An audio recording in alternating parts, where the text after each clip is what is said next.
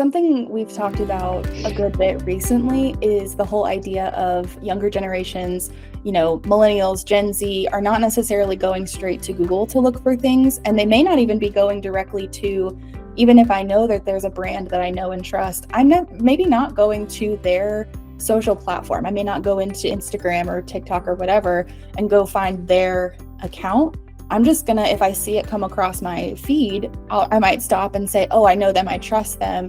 Let me look and see what they have to say. But when it comes to, if I'm searching for, I don't know, home organization tips, I might go into Instagram or TikTok and search for that and just see what piece of content comes up rather than going directly to a brand. So it's more than just curating your own feed.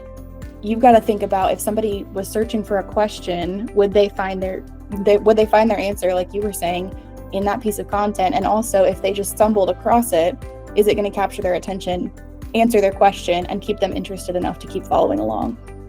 And to your home organization tips, concept, for me, I would immediately go to Pinterest. That's where I would go. I would go to a very specific, which is kind of a social media / search engine. It's kind of a hybrid of those two things, but that's where I would go for that over Google. It's too vast. It's too much. And I think that is a generational thing. I think that, particularly Gen Z, when they want to find information on something, they want to find tips, they want to find whatever it may be, they go to a social platform and search it, because social platforms are acting more like search engines now than ever before anyway.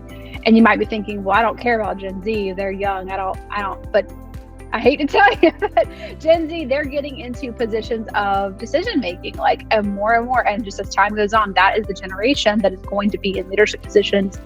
They are growing into, maybe not the C-suite quite yet. They may not have reached it there yet, but they're getting closer. And they're also going to be the assistants and the people that are relied on by the C-suite to go and get information. So a lot of times you think you're targeting the C-suite, but really you're targeting their assistants, you're targeting people who work right underneath them.